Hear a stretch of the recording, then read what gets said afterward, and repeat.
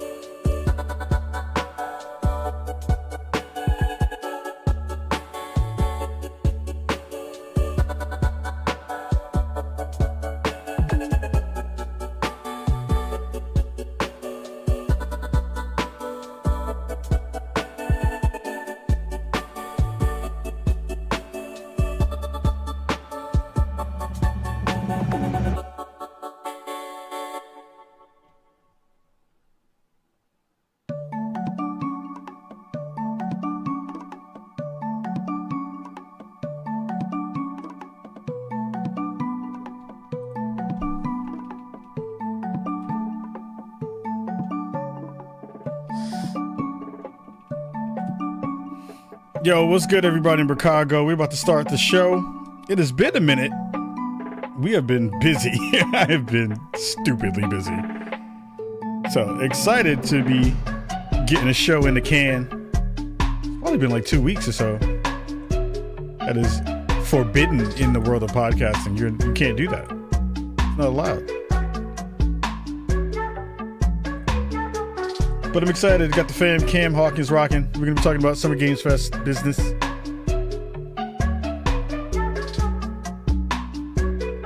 Yeah.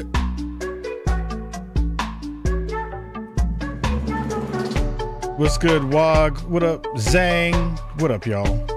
Thank y'all for coming through and hanging out. Gonna get into the show in another couple of minutes. No, in actually 30 seconds or so.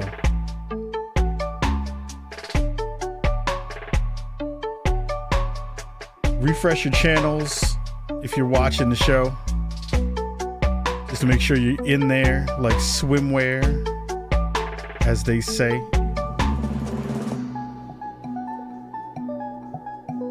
Ooh. Rest in peace to Riverboy, cat who made the dope soundtrack you're listening to right now. All right, let's get into some Spawn on Me up in this piece. Shout out to everybody out in the world. What up, what up, what up? All right, let's go.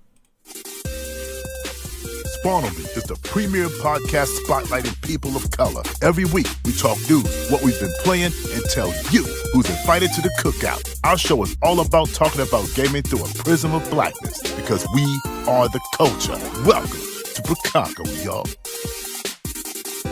Yo, what up, everybody in Chicago? This is the Spawn on Me podcast with Khalif Adams. I'm your host, Khalif Adams. This is episode 548 of the best podcast on the planet, bringing you dopeness from here and there and everywhere. I am excited to see you all in all of the places that you reside. We are here live on twitch.tv/SpawnOnMe and youtube.com/SpawnOnMe and at Khalif Adams on X and all the places where our show goes. All podcast platforms, Spotify for videos, YouTube, all the goodness in all the spaces. Go check out our TikTok as well. It has been a very, very busy couple of weeks. I have not put out a show because it has just been madness getting things out into the world. We have a lot of things that I've been working on, some projects, some stuff that you might have seen during Summer Game Fest. If you had seen the Wu-Tang Rise of the Deceiver trailer, you might have seen some some stuff that I've been working on. So a lot of goodies all over the place in all of those dope spaces. So always happy, always rocking, always excited to be able to be doing the show. And we're going to talk a lot about Summer Games Fest this week, because Summer Games Fest just happened a little while ago. It is something that we have been really excited for a long time. And, you know, getting a chance to go for now, I think we've been every year at this point at Summer Games Fest. I think we've never missed a year of the main show. And it's always been super fun. It's always been great because, you know, getting a chance to see the best, biggest and best and greatest of the games that are coming out is always super cool. And it's just amazingly fun to be able to go check out stuff all the time and go hang out and do all that stuff. And there's no one better to talk about all of that goodness than the one and only Cam Hawkins. What's up, fam? How you doing, sir? How's everything going? I'm doing good. I'm glad to be here. It was fun rocking SGF with you just a week ago. Yeah. But we didn't get to see each other very much, despite us doing coverage for the pod. We did not. But it was really busy this year. So, but yeah, we got a lot of fun things to talk about. Yeah, I mean, yeah, this is the weirdest Summer Games Fest for us as a crew doing stuff, because it was just like our schedules conflicted a ton, but we were all kind of like going to go check out a bunch of stuff. But I think we had some really good coverage of the show. I think we got some really fun behind the scenes stuff to go check out. And I think we had a lot of really good, impressions of things that we were excited for, and some prizes that I know is in the mix too. So I'm very excited to talk to you not only about just like the overall feeling from the show, but some of the goodies that you got a chance to see that were very specifically cool.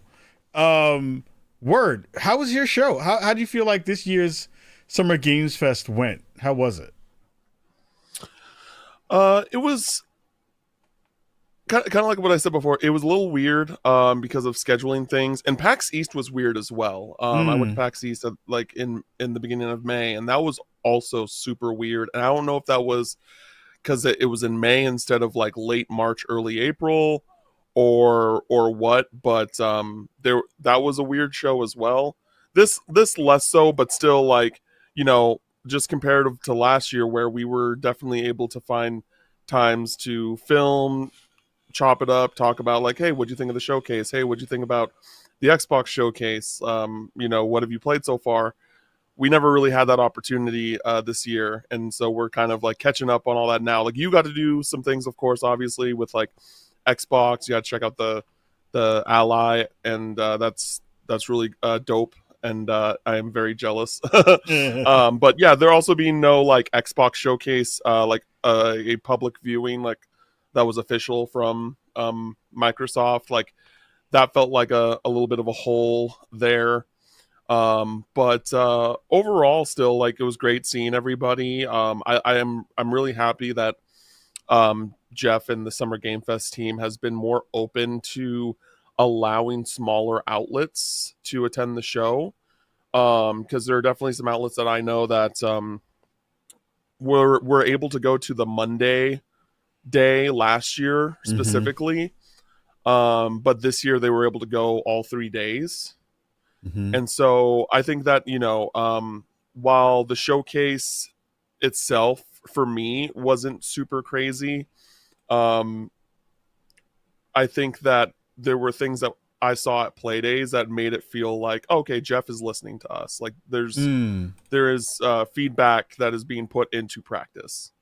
So that's cool. Yeah, I agree. I think one of the things that always comes out from a show like this, and I'm happy you talked about the, smaller streamers and smaller outlets getting some more love in the space. I think that's always really, really good to see, because I think it's one of those things where, we have a lot of folks who are in our own circles who are really good at what they do and really have a fantastic, understanding of the space. But a lot of times they just don't get a chance to rock, and they don't get a chance to go to shows like this, which, the show has gotten bigger every year. And it feels like every year that they do something cool, they just continue to add new layers to the show.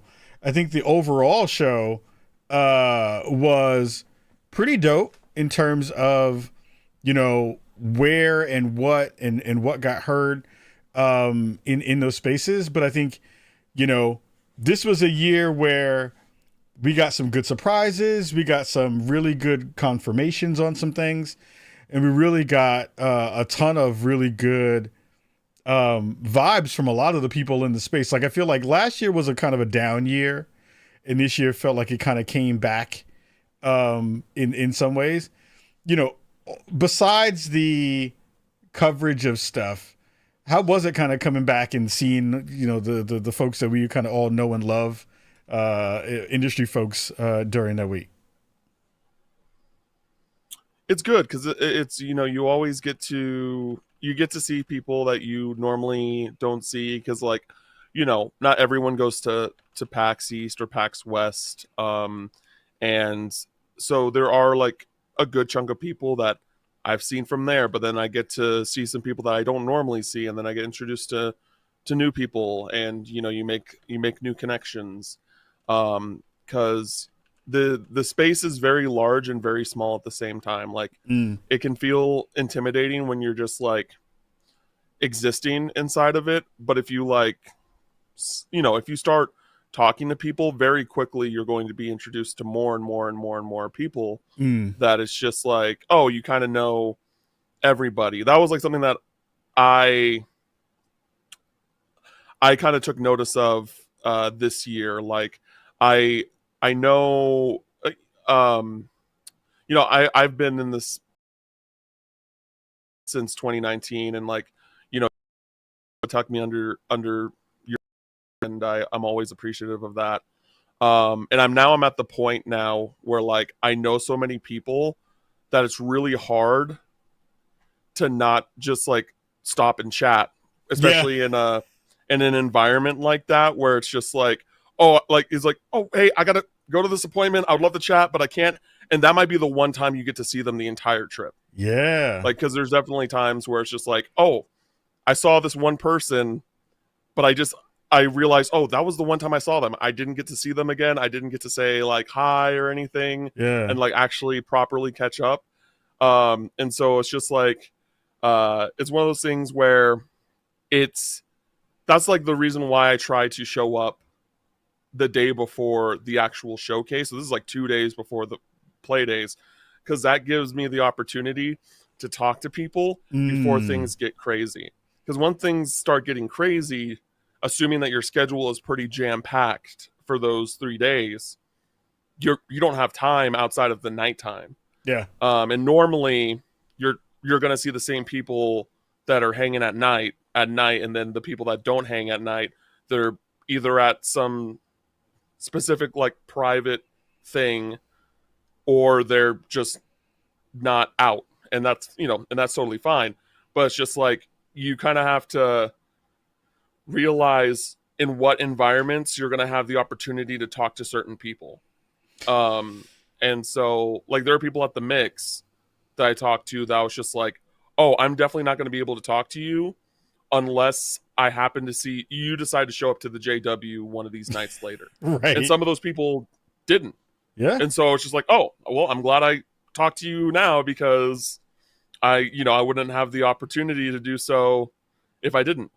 So you just kind of have to like, it feels weird because like, you know, you don't want to like make other people feel more important than another. Sure. But it's more just so of like, hey, like, I know I'm going to talk to you multiple times throughout this trip. Yeah.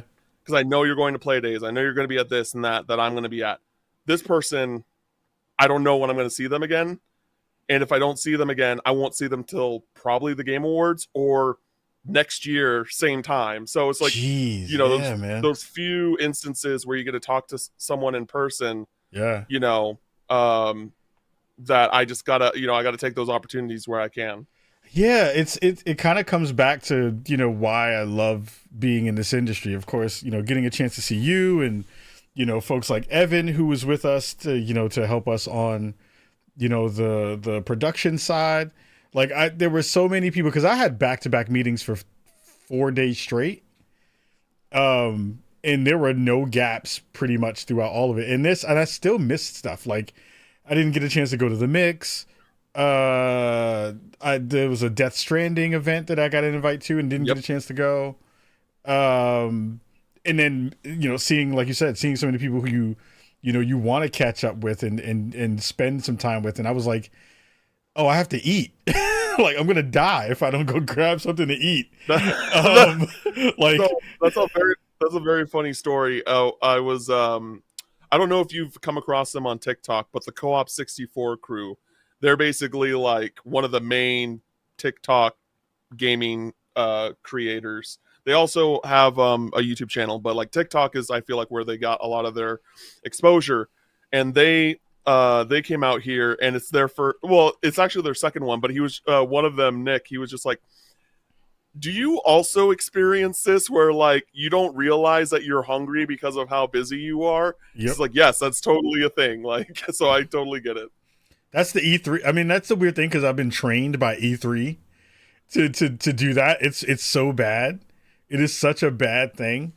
But you know, I'm learning to try to do better when I go to events, because it's just like, if you don't eat, you're gonna freaking die. And we're going hard for like a couple of days straight. So it winds up being something very, very difficult. But like, you know, even people who I was excited to see, you know, in passing, like I saw Chris Plant in passing, and I haven't seen him in forever.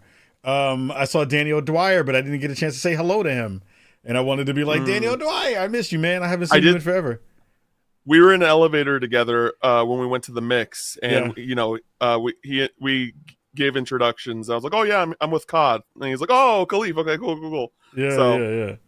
I love Danny. Danny's good people. But that was like the show for so many different things. It was a very good show. It was just like, I'm happy you said that, because I think that's the thing that people don't really pay attention to is like, you build a lot of really good relationships over the years of doing this stuff. Like, we've become really cool friends.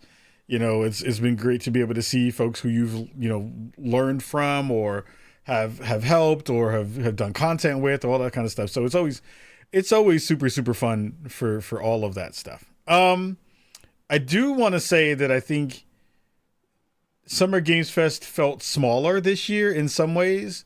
It felt like we touched on a little bit, but like the big publishers weren't there. Like PlayStation the year before had a big tent where they were showing stuff, and they weren't there this year. Xbox had stuff that was off site, which they kind of do every Summer Games Fest at this point. I would have expected Nintendo to maybe do something because the Switch came out, but they weren't there really at all. But I think the games that we did get a chance to see were really, really good this year. Like 2025 in general is a banger in terms of games across the board, but stuff that was at Summer Games Fest was very, very cool.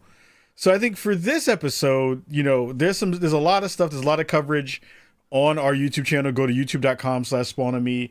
I have some hands-on with the ROG Ally, which is a video that's doing extremely well. ROG Ally X. Had an interview with the folks from the Dying Light game. Talked about their new stuff that's coming out. We talked to the folks from IO Interactive as well, because they are celebrating their 25th anniversary this year. And there's a small Xbox wrap up over there, so go check out a lot of the content that's on the YouTube channel. We're trying to get to 10,000 subscribers before the end of the year. We already had 200 this week, which is fantastic, so it's nuts. So I want to talk to you about what were your surprises of the show, because I think we had the big Jeff Keighley Palooza that had all the videos and stuff in it.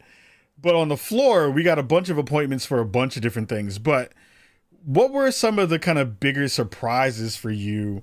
Stuff that you wasn't really either super excited for and then became excited, or things that you wanted some more information for and then you got to play it. What were some of your biggest surprises for Summer Games Fest this year? Yeah, so the first one that comes to mind immediately is Shinobi: The Art of Vengeance. This is a game that Sega is I don't know if they're developing, but they're at least publishing, and it is a Sega IP. It's a long-running IP, and this is like their first entry in a long time. And initially, I didn't actually have an appointment for this game. I only had an appointment for Demon Slayer, their Demon Slayer game that's coming out.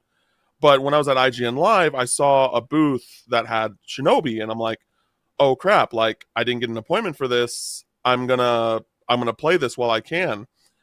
And this is now one of my most anticipated games this year. Like, this is a game that I'm going to try. Like, I will try and beat this in a single sitting. Like, the action gameplay feels so fluid and so good.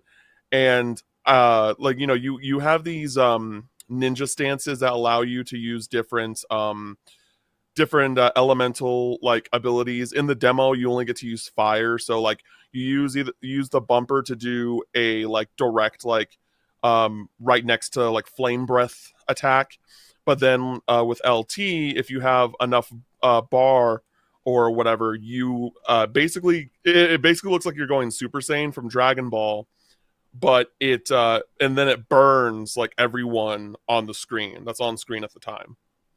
But the coolest part of it is the Shinobi executions, where once there's a white bar under the health bar, and once that bar fills, you get a kanji, or some sort of symbol on top of the enemy, and then you go into your ninja stance, and then you press I think it's left bumper and right bumper together, and you auto kill them no matter what their health is at. And That's it's crazy. it's so satisfying. So that once you like get into a flow state and you're just like moving, rapidly across the screen, just hitting all these enemies, it just feels so good to play. And again, I feel like very few people know that this game even exists, and it's absolutely incredible. Like I have not stopped thinking about this game since I started playing it. And I really, really cannot wait for the rest, for the full game to come out. Yeah, it's really really great. And it has a good amount of challenge too. So it's like it finds that right balance of like, hey, it makes you feel powerful, but it also makes you want to master your abilities in a way that isn't just like, oh, you're just waiting to get this enemy to be able to execute them with your ninja stance ability. It's really, really great. I had a really great time with it. I'm pretty sure it has a release date.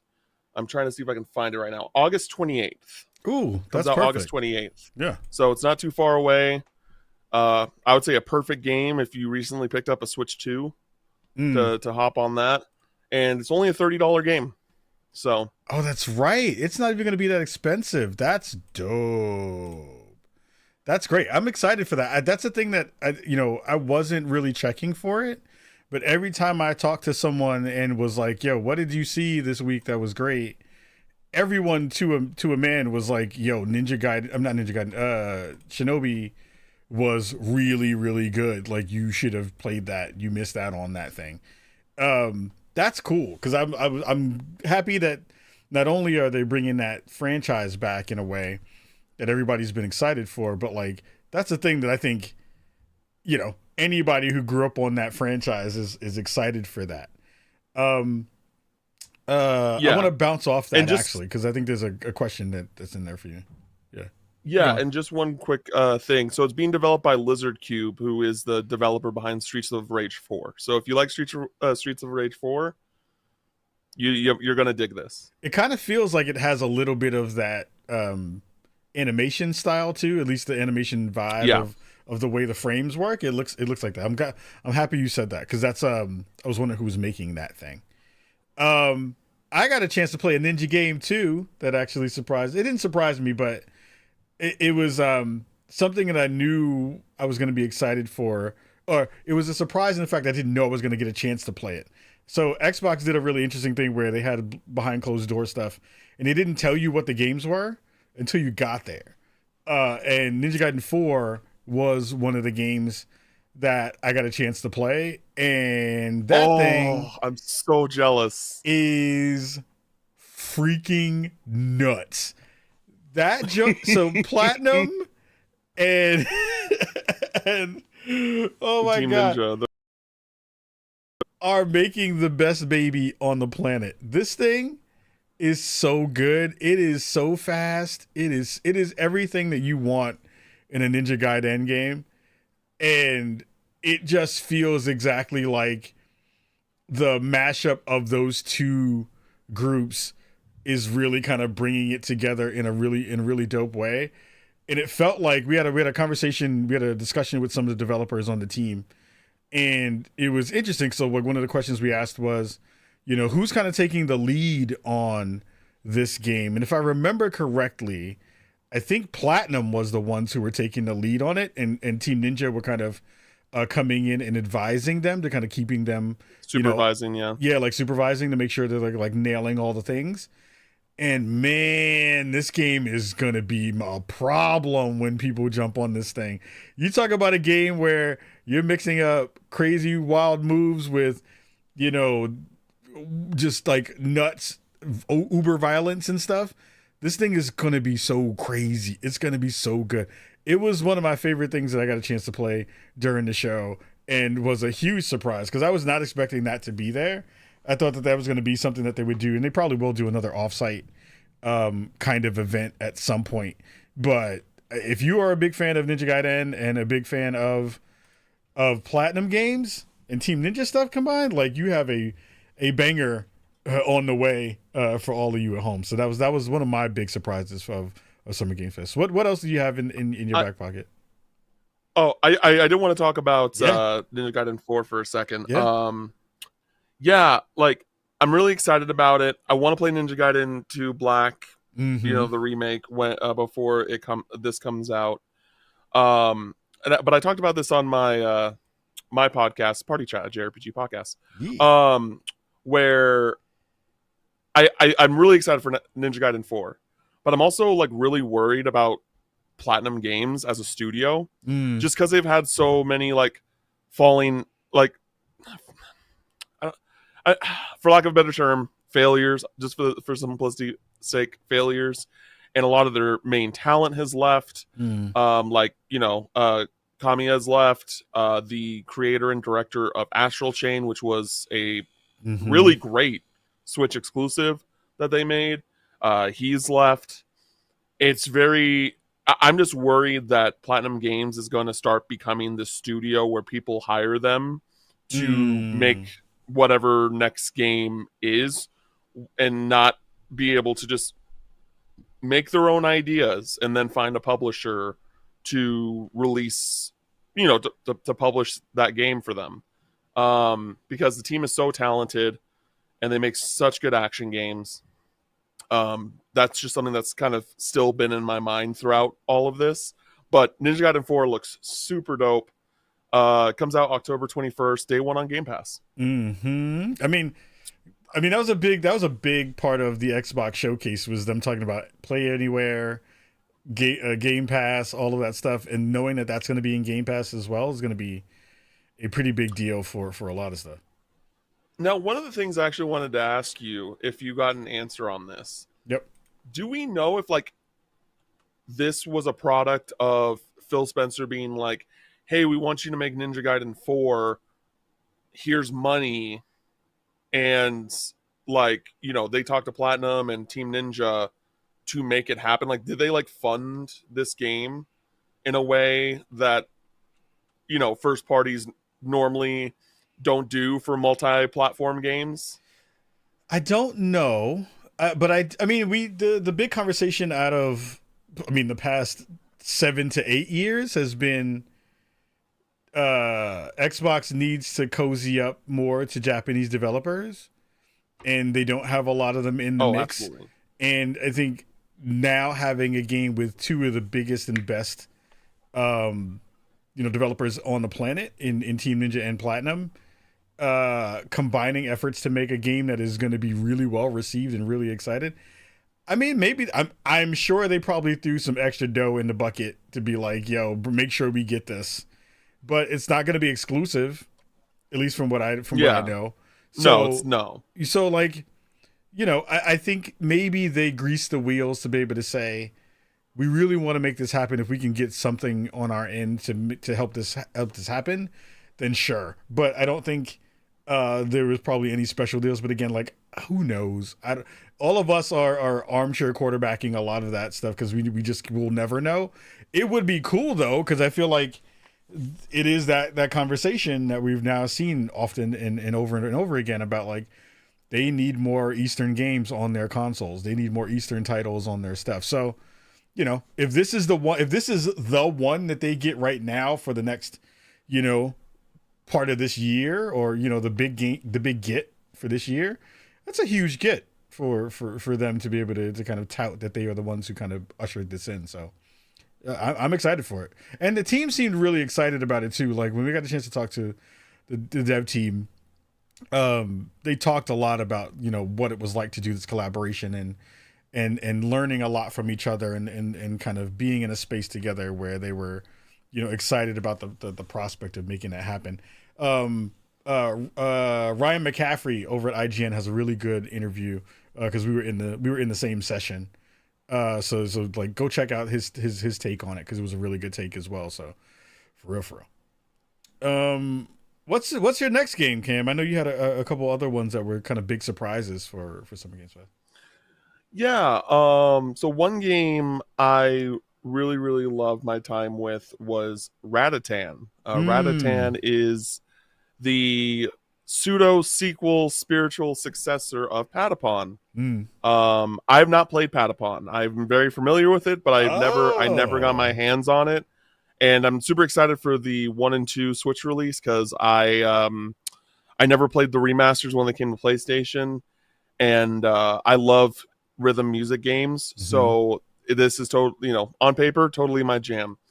And so I played Ratatan, and this is basically Patapon meets Hades. This is a roguelike RPG where you're still doing the Patapon thing. You're playing your little tunes by pressing different buttons, and you have your little guys do specific things, whether it's like, oh, attack, guard, jump, use one of your special abilities, that type of thing. And then when you beat a room, you end up getting 2 buttons to press, and one of them, and they have like the different icons, similar to Hades, where it's like, hey, if you press this button, the next room will reward you with like a fire ability, or if you press this one, it'll reward you with money, or the store, or very similar things to Hades. And the thing about this that was fun and also frustrating was because I only had 30 minutes to play, was that I have never played Patapon before. So like normally when you play a new game, right, it takes you like 5 minutes to kind of get your bearings because you've probably have played something of that similar design. This was completely new to me. So this took me like half my session. I was still just trying to figure out how the game worked. But despite that, I was still having a buttload of fun, and I was like super focused and did not want to be distracted. It was one of the few demos that I played during SGF where I was just like, I hate that I have to stop playing. I wish I could just keep playing. Yeah. But it's really fun. If you like Hades, this Hades 2 exists, of course, but this might be something you want to look at if you like Patapon. It's Patapon again. There's more things that are different, but the kind of foundation is there. And the team was kind enough to give me this poster that is signed by some of the lead devs. What? And so that's a flex and a half, Cam. I love that. That's a good flex. I like that. This was definitely the coolest thing I got when I was at SGF. I also got a pin of the logo, but I did not bring that down. But yeah, that is about to hit early access soon. So if you want to support that on Steam, I highly recommend it. It's a really good time. I see myself hopping in straight away. Yeah. Well, first of all, Patapon and that whole lineage is just like GOAT status for folks who definitely had the chance to play that thing. So I'm excited that you got a chance to check that out. That's dope. That makes me even more excited that game is coming out fairly soon. Like, this is also a weird year, as well as like either things are coming out tomorrow or next year. It feels like everything is coming in. And my God, October is unreasonable this time. Like, September and October are going to be stupid. Like, I tweeted out the other day, I was like, I put a picture that was like, this is your family. You're not going to see them in September and October, so you might as well say hello to them now, because you are not going to see them for a long time after that. Yeah, September and October is going to be nuts, but that's a great game to as a poll for something you were really, really surprised by. That was the thing that I heard it was on the floor, but I just didn't get a chance to see it. So I'm hoping we get a chance to review that at some point down the line, because that would be really, really dope. A game that I was actually not as excited for, because I like remakes, I like new refreshes of IPs and games like that. And this wasn't a game that I really embraced when I first had the chance to potentially play it when I was a little bit younger, but came away really excited for Onimusha, Way of the Sword. Onimusha, so Capcom had their behind closed door stuff this week, Oh, last week, they showed Animusha, they showed Pragmata, and they showed Resident Evil 9.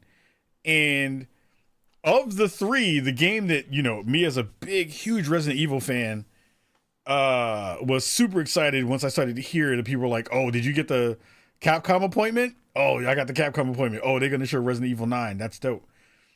But the game that came out of that was the most exciting to me and the most I had the most hype for was Animusha.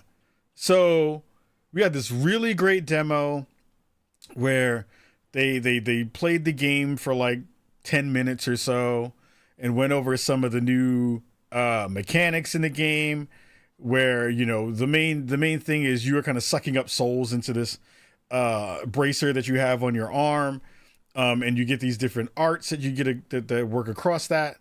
One of the most interesting parts about it was, they had this character who is definitely Japanese but had the most British accent of all accents. I was not crazy about the English voiceover for this guy. I was like, this does not translate at all. No, I was like, oh man, why is he sound British? He shouldn't sound British. Why is they making British? But I think because we both had disappointment, and I'm dying to hear your thoughts. But yeah, the thing that I really liked from this was the pacing of the combat. That to me was the thing that I was really excited for, because I feel like we're in this in between space now where either things are hyper speed, like in Ninja Gaiden or something like that, or they're in a really kind of almost Elden Ring-esque battle parry kind of thing, and action doesn't feel like it has a space to just kind of live anymore. Thing on this game was super, super good. Like, I loved the fact that you could kind of just take your time in what looks like these fights. What were your thoughts about Animusha and the time you got a chance to check it out? Yeah, I feel like I'm a little bit more reserved on it as of right now. I have no like history with Animusha. I've wanted to play like the remaster of the first game, Warlords, for a long time, and now the second one recently came out. So like now I really want to do it before Way of the Sword comes out. And I think we are in a place currently in the games industry where there's too many samurai-esque games for me. We got Sekiro, we got the Ghost series, we got what's the other one I'm thinking of? Yotai? No, not it's a different franchise. Yeah. There's another franchise I can't think of right now. Oh yeah. Like Assassin's Creed, right? Assassin's Creed just came out. So we've gotten a lot of these games, and I think part of it is like, and I'm not trying to make it too much of the reason. Part of it is because I feel like that we were just so spoiled by Sekiro as an action game, and like how the combat in that game felt, and how the parrying felt in that game, and like the countering. It's just it felt so like flawless that like with Animusha, I liked what I saw. I'm excited to play it, but it didn't really do anything outside of the whole, like its whole shtick, right? It's like, oh, you got the gauntlet that sucks up the orbs, that really differentiates itself from other franchises. Because like for me, I think Sekiro is one of the best action games ever made.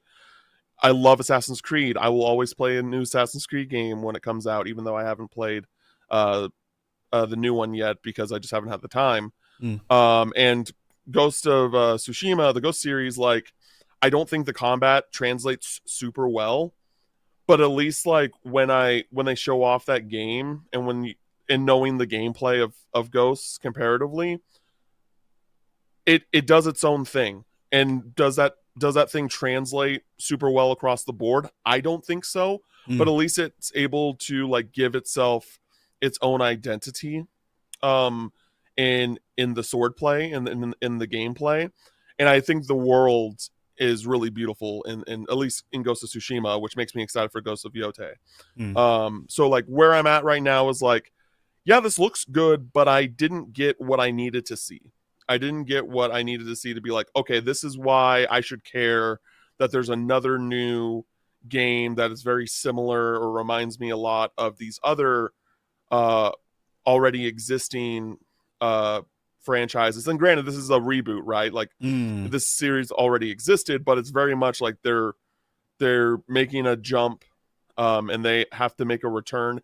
It feels like one of those things where a reboot happens and the developer decides to play it safe and not take a big risk to be like, hey, this is back and it's different from before. It's not the same. And so, and there are things that like obviously make it feel more modern, make it feel like it's more like, you know, a jump from a PS2 action game, of course. Sure. But it's still like, hey, it doesn't, it's kind of like the opposite of how I feel about Resident Evil the past few entries. Like we got to see Resident Evil behind closed doors.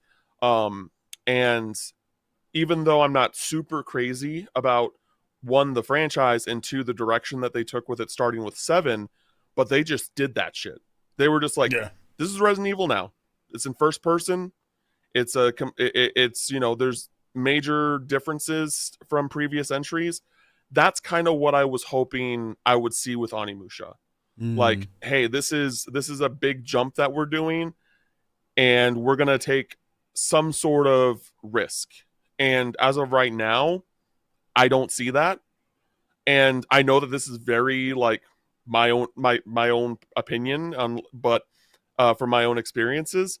But that's just kind of how I am with Onimusha. Like, am I going to play it day one? Absolutely. Am I particularly excited? Not really. Yeah. It's funny because that's the way I came out of Resident Evil 9, which made me really, really sad.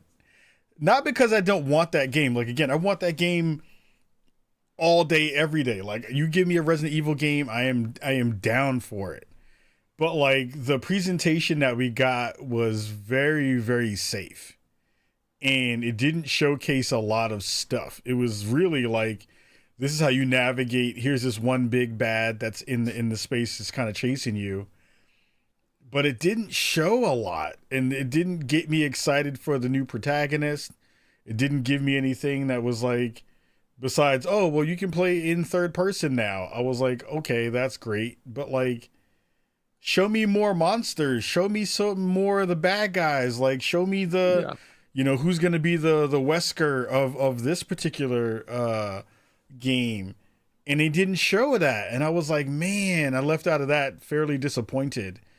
Hoping that they were going to give me more meat on the bone, especially as a horror fan. It was funny. The funniest thing was, you know, companies like to do this thing where they have reaction videos after a showing of a thing, especially in horror. They do like the night vision goggles version of like seeing people, be scared in the dark. And I was looking at that joint, and people were being scared in the dark at the Resident Evil demo, and I was like, "Yo, what are y'all scared for? There was nothing scary in this joint."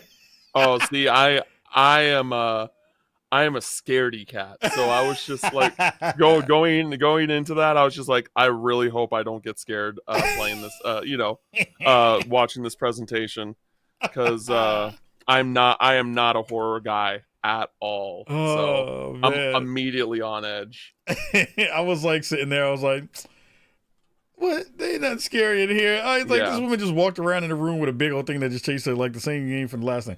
Anywho, I mean, overall, I think Capcom had a really good showing. What were your thoughts about Pragmata? I love Pragmata. That was like just like that. That's in my top 5. That's like probably on my number 5 slot. Because I have a I feel like I have a weird relationship with Capcom. Like I love Monster Hunter, and you know, Monster Hunter Wilds was it came and went, and it's honestly surprising. I'm not trying to dive deep into that, um, but outside of that, like most Capcom IP, like doesn't keep me around in a real way. I'm hoping Onimusha changes that. Mm. But like even with Resident Evil, I just don't really. I've played so many of them, but I've never finished any of them because they just can't keep me interested. I know a lot about the story, I know a lot about the plot, and like I keep my eye on it, but it's just never really like. And I've always wanted to like, oh, what if I just do a Resident Evil series play? You know, new IP, it's sci-fi. I love sci-fi settings. This has me really excited. We actually got to go hands-on with this one. You know, we got to play like a demo was probably about like 15 minutes, 20 minutes. Mm-hmm. But it showed us a lot. It was a really great example of like, this is how you should show off a game with a small time allotment.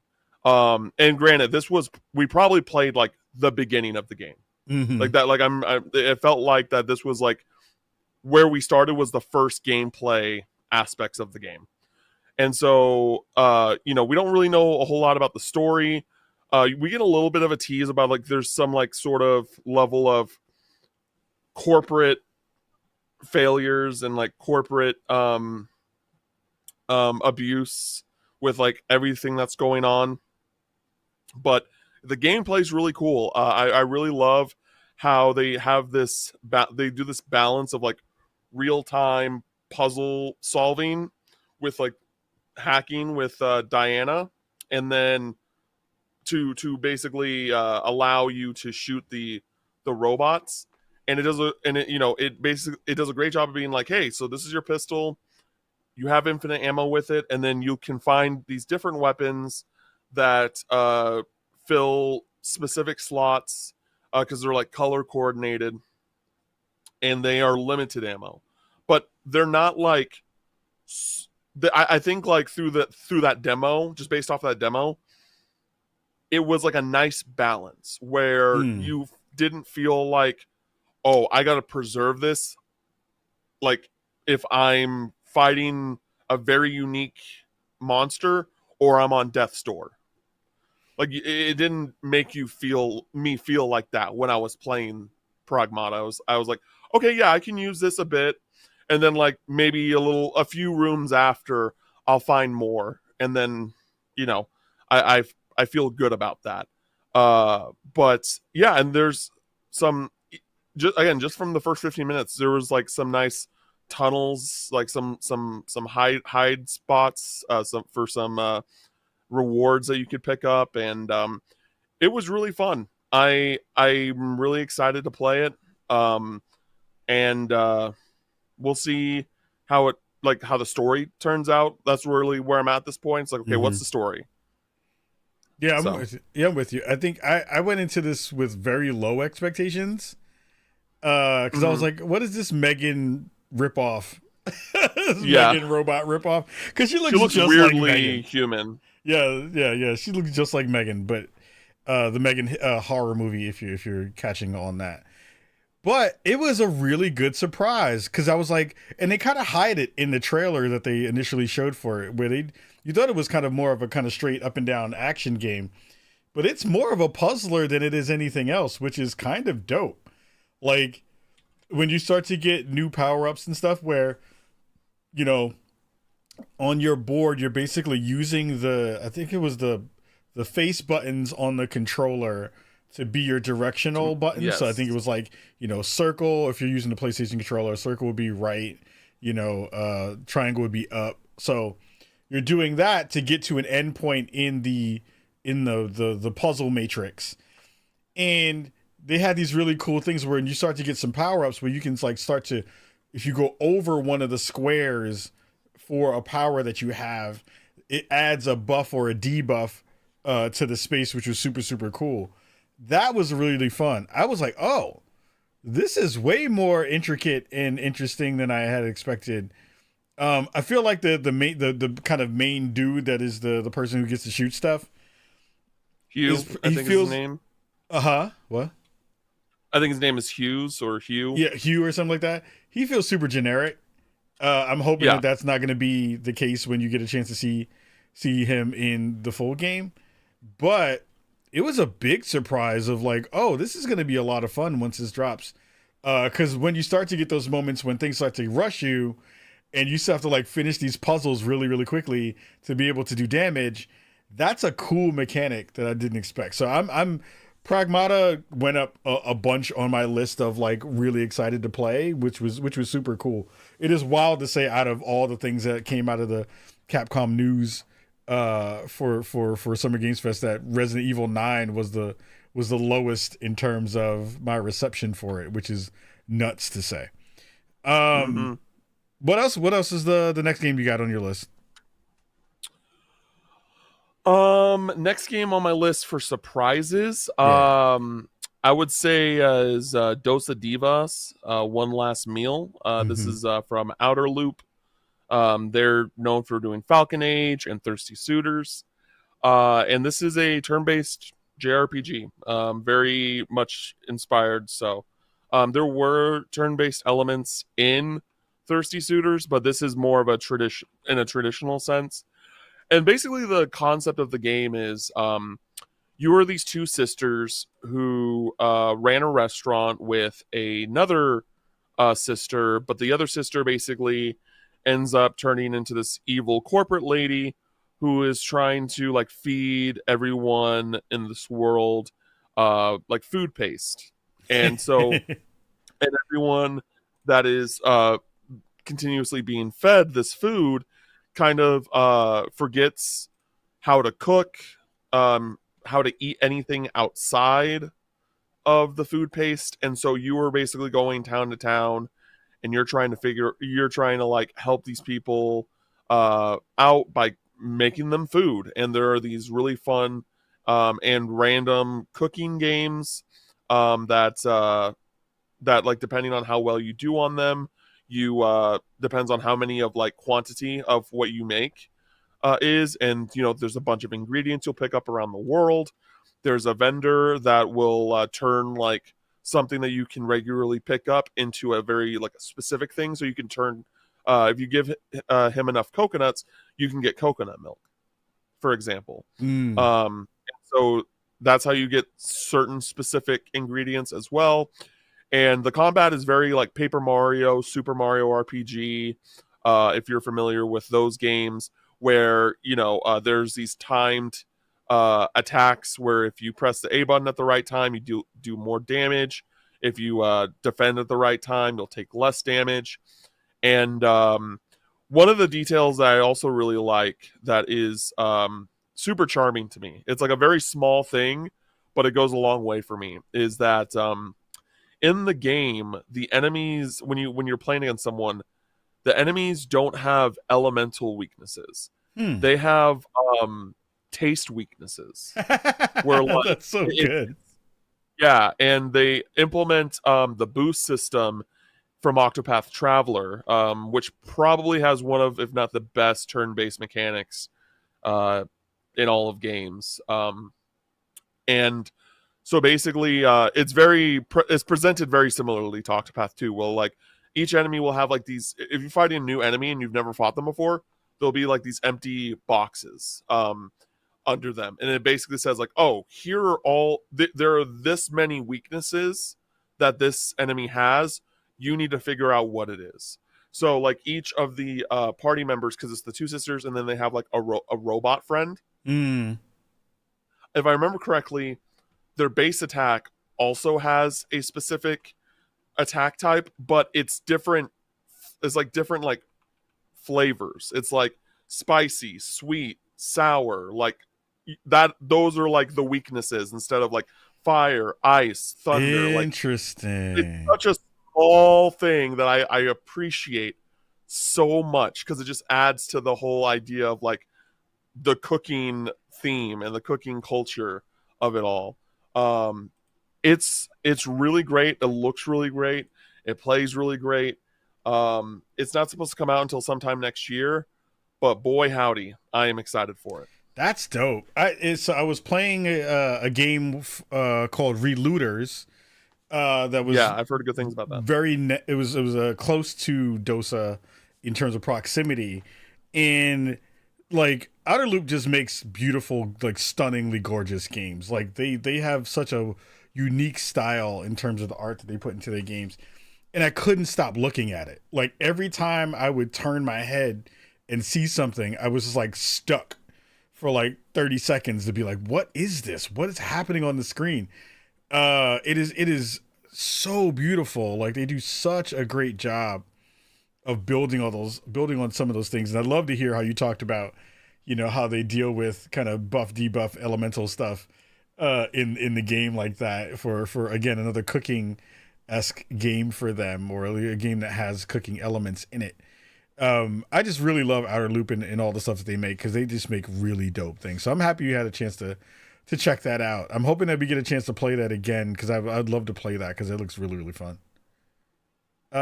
Yeah, absolutely.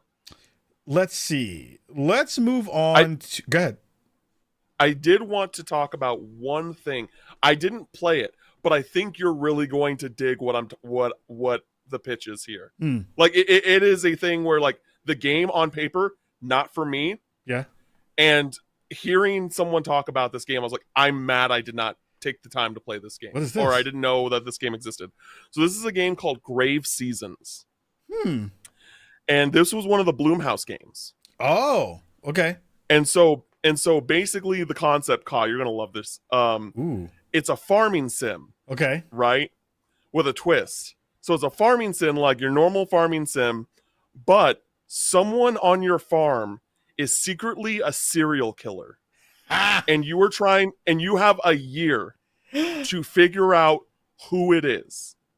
And you, like, there's, apparently there's like dialogue choices, and like depending on who you, like the things that you do will depend on like how the serial killer will act and stuff. And like there was this whole instance where my friend said that he went out at night and there was a literal werewolf, like just wrecking havoc. And it's just like it on paper, it sounds so interesting to me, where like as someone who does not like management sims, does not like horror, I need to play this game. I need to play this game. That's so dope. Yeah. Grave Seasons. Okay. Check it out.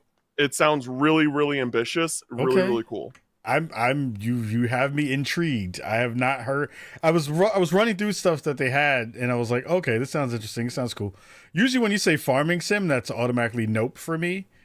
But the fact that you have a good inclination, and you know games I like, so okay, I will check that out. I will bug the folks from Bloomhouse about getting us some codes for that, because I think that's the stuff that winds up happening a lot at Summer Games Fest as well. Is like you would be going in for some other random game, and then just out of eye shot you see a thing and you're like, yo, what the hell is that? Like a game that I've been really excited for and been hyping up for a while is called Uma, and that was on the floor as well. Yes. Oh, it was? Yeah. And I remember game.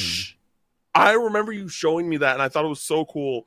I put it on the wish list. If I knew that it was on the floor, I would have absolutely tried to. I didn't know until I saw it, and I was like, oh, it's here? Oh. I was talking to Shuhei. I was talking to Shuhei Yoshida, who's hanging out by a booth that was close to it. And I asked Shu if he played it. He was like, it is so hard. He was like, this game is so hard. It is really hard. Yeah. It is very hard. There is one more game I need to talk about really quickly. Yeah. Pretty straightforward.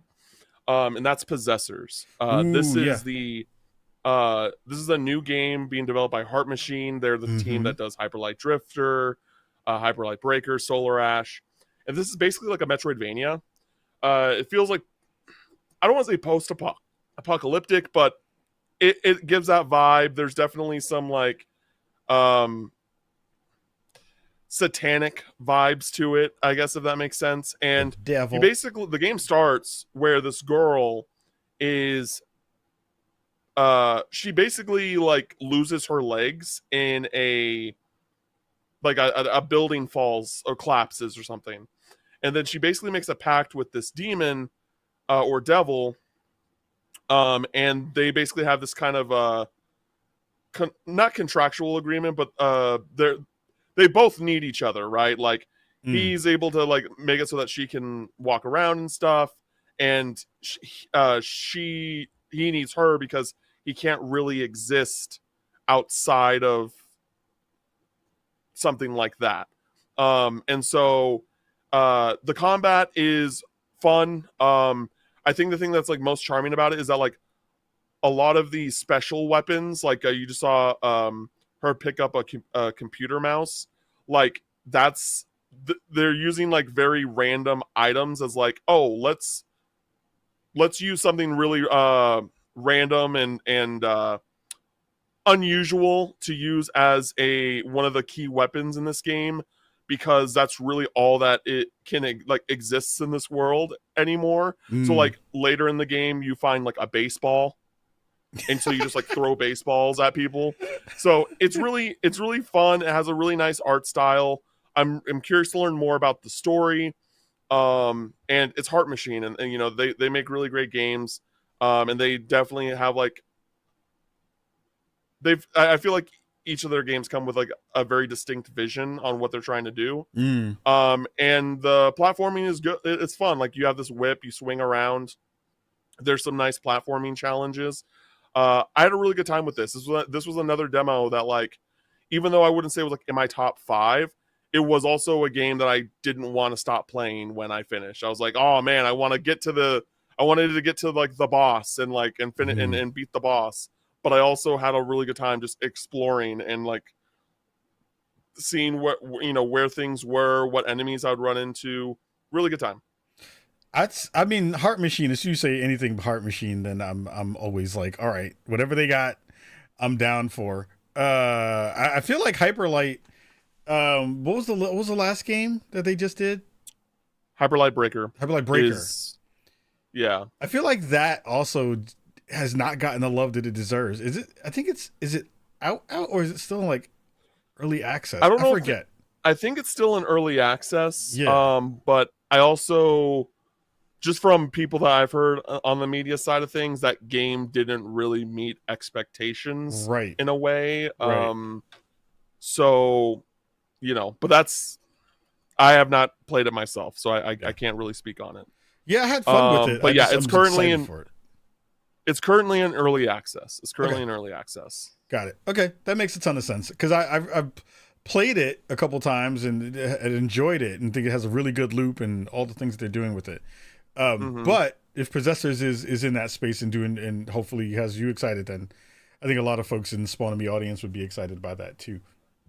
Yeah, it feels like a smaller project, but still good, and I'm excited for it. Yeah. Let's get to our favorites of the show. I think we have a favorite in common. It was our kind of best of show. So I'm going to hold that one for the end. But do you have any other ones that are in the top like 2, top 3 for you? For me, my top 2, top 3. Yeah. I've said my top 4 or 5 already outside of my number 1. Oh, so I don't know if we're on this, if that's the one that we're talking about here. All right, so let me hit 2 then. Let me hit 2 really quick. Because I do want to spend time on the last one for the last part of the show. I'll run through these super fast because they don't need a ton of introduction and introspection. But Lego Party was very good. It had no right being as good as it was. Right? It had no right being as good as it was. As a person who is not a big Lego fan, I am hooked. I immediately want this game. I'm going to play this game. I'm trying to find people to jump in and play this thing when it comes out. This joint is going to be dope. I swear, like, I was so surprised and so happy out of this thing. So, because it's one of those things of like, you know, if you have that competitive spirit, you know, games like this feel like you're kind of playing through the minutia of, oh, well, what cute thing are they going to put me in, and what kind of like land are they going to make me play in, and that kind of stuff. It felt like a very old school board game, but in digital form with Lego on top of it. So like you have all these amazingly dope mini games, and they said in the trailer you have 60 of them. So we played something that was like, what was it like? It was like Beat Saber, not Beat Saber, Guitar Hero. It was like Guitar Hero. Oh yeah, there was one that was like Guitar Hero where you had to move on like whatever notes, whatever the tiles were going on. Yeah, I want to mention my favorite because I still thought about it since I played it. I don't know if you played it, but it is this mini game where all you do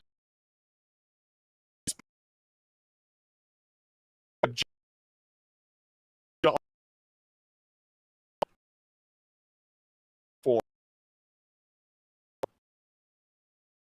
second point, but then the other people are trying to swing to like kick you off. Oh, I didn't play that at all. What? It was so funny, Ka. It was so fucking funny. What? Like, I didn't play that. It was that great. Sounds dope. Yeah. It like again, there were some pretty, some straightforward mini games, and then some very inspired, simple but like super fun mini games. I think that like it's really interesting to me just like how much the Lego movie has influenced other Lego stuff in the multimedia space, because like Lego Party very much gives Lego movie vibes. Yeah. And it brings the same kind of humor from when I, for me, when I watched the Lego movie for the first time, that like, again, I don't care about Legos really at all. Right. I wasn't a Lego kid. Right. My brain just didn't work like that. I was like, why would I build something? I could play a video game. Right. Yeah. And so, but it's really fun. And I wish that there were some things that they would tweak. I should have won my game. I can't tell you. I can't tell you how I lost. Bricks. Goddamn golden bricks. I was winning for most of the game. I was winning for most of the game. It was me, Alyssa, and Shannon from Inverse. So we all knew each other, which did make it more fun. And I was winning, and then Shannon gets she gets the spot where like once you land on it, you automatically get a gold brick. Yes. And then she also got the one where if you stop on it, you get a free gold brick. So she got 2 free gold bricks in a single round, and so at that point she was winning. And then I was at the point where I was 2 spaces away to getting to the golden brick to get my third, and I would win. I used the ability that makes your things a bunch of 8s. Yes. So for perspective, instead of like a block like in Mario Party, it's 4 rows, or it's 2 rows of 4, and it's just 1, 2, 3, 4, 5, 6, 7, 8 as the normal roller. But this ability makes it so that it's 1, 8, 8, 8, 8, 8, 8, 8. I think you know where I'm going with this, Ka. I think you know where I'm going with this. I am literally staring at this roller way too intensely for like 30 seconds, way longer than I needed to, waiting for the 1 to flicker, so I press X and it goes somewhere else. You think naturally, logically. And so I press I press X after the 1 goes away, and it goes back to the 1. And so I don't get the last brick, and then Shannon ends up winning. It was bullshit. I should have won. It is what it is. But I feel cheated. That's the thing about Mario Party, is that like, or like these party games, is that you being the best doesn't matter. You can still lose. And they also don't. That's one thing I do wish that they. Well, okay. I'm conflicted. Because if it was you, you would be hyped as hell. Yeah, because if it was me, I would be mad. But it's one of those things where I actually they don't have any bonus gold bricks. It's Yeah. like whoever's the winner at the end of the rounds is the winner. And so I'm just like, dang, like, Oh. because I would have won probably if I got the bricks, or if they had the special or bonus bricks. So But, let me pause you there for a second, because for the folks at home, the way they score things is you get a combination of kind of the little small Lego niblet pieces as scores. So like each one of those is like one Lego or a piece of a Lego.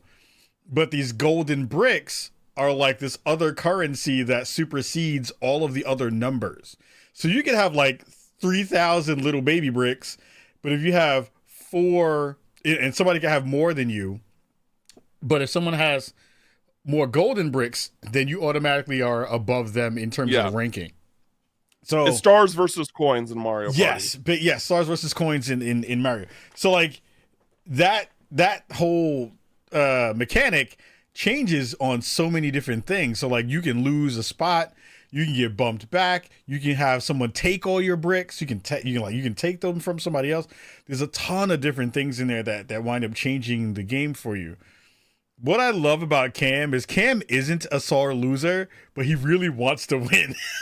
Which I love. Yeah, I'm competitive, but He's normally competitive. when I lose, like, unless I feel like I'm being targeted, if it's like Yes. a targeting thing, Yes. then I get mad. But like, it's like one of those things, like, nope, I lost, and it is what it is. It's, you know. I love Cam is me and Cam are very competitive, but it's like when it feels unfair, we both are like, yo, what the freak? Anyway, I did want to address this in the chat really quick. Zhang Pao asks, would you say it's a rival for Jackbox games? I would say they are I think very they're two different kind separate. of things. Yeah, they're two different things, but this is way more akin to Mario Party, or even like old school like Game of Life kind of thing. Like even the way the board is set up and all those kinds of things. It is one of my most anticipated games out of Summer Games Fest by a mile. I was very excited for what that thing was. And Azure, I see you in the chat, and I agree with you. Take your time with those kinds of games for sure. So, man, that game is good. So I don't know if you were going to bring it up anyway, but I thought, because there's one game that we actually played together, I feel like we should talk about it. We should talk about it. That being FBC Firebreak. Ooh, yes. Yes. Okay. Ooh, this is going to be a good part of the conversation, because I am dying to hear your thoughts about this thing. So again, folks from why am I blanking on everything today? Remedy, makers of Control, have this three person co-op multiplayer game where you are going through these spaces that are haunted by all of the hiss from the Control world, but you have to, like, they're all kind of coalescing around these post-it notes, these like demonized post-it notes. It's a weird game. It's super weird. I'm curious to hear your thoughts about it. Yeah.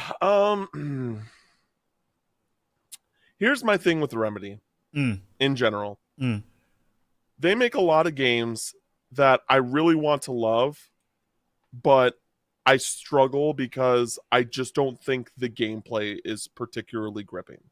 I think the concepts, I think the vision behind like the narratives, like this, you know, everything that Sam Lake does, I think is awesome. But you know, I know that for you, like Control, when it came out, I was like, oh, this is one of my favorite games ever. Yes. And for me, I was just like, they really got something here. And there were things that I particularly really liked about Control that a lot of people didn't talk about. Like, I think that like Jesse's brother was a very interesting character, and I wish that they build upon him more. But I was just, but it just didn't feel super great to play. Yeah. Like I thought the puzzles were interesting. I thought like just the kind of what they like laid out for you to explore. I thought that was all interesting, but I didn't think it was particularly fun to play. I didn't think the flying felt great. I didn't think the systems with the guns and the abilities were that great. And it just felt it. You know, it felt a little. I don't want to go as far to say unfinished, but just technically it was a bit rough. And part of that is because I played that on the original Xbox One because that's my system of choice at the time. And part of that also was just like I think they just need a little bit more time to work out a few kinks. That being said, I finished the game. I had a fun time with it. Yeah.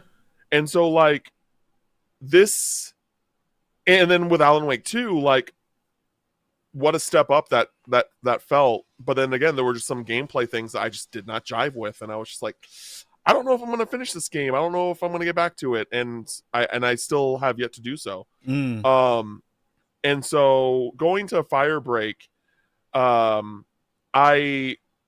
it feels like a bit of a step back in the sense of gameplay. It reminds me of like Control. It reminds me of that era of Remedy.